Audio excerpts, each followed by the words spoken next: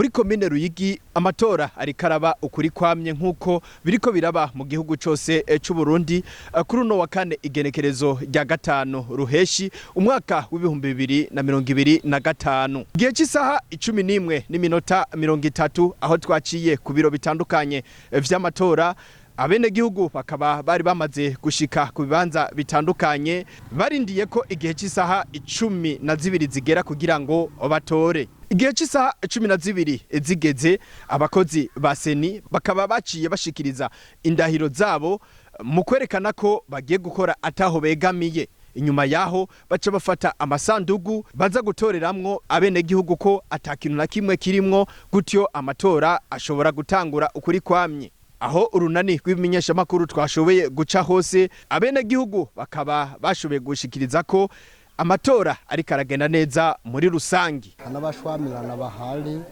ibintu biri neza kweli, nta muntu yogaya n'uwo mwanya. Nahashitse mu 11 nazanye no gutora, umutekano wifashe neza cyane, nta ngorane nimwe hari, abanyagihugu baratekanye. Utoye indongozi wiyumvamo usanga ibintu bimeze neza, kuko bavuga tutora nabi ugatwagwa nabi, bagatora neza ugatwagwa neza. N'abaserukiye imigambwe yabo muri aya matora baremeza ko vy'ukuri amatora ariko aragenda neza, atankomanzi n'umutekano umeze neza. Naserukiye umugambwe ADR kubera agenda neza. Naserukiye umugambwe y'iprona, ndabona yuko amatora ariko aragenda neza, nta wanje wangura, nta numwe ariko aragikinuma uwundi. Kimwe ibintu biriko biragenda neza cyane.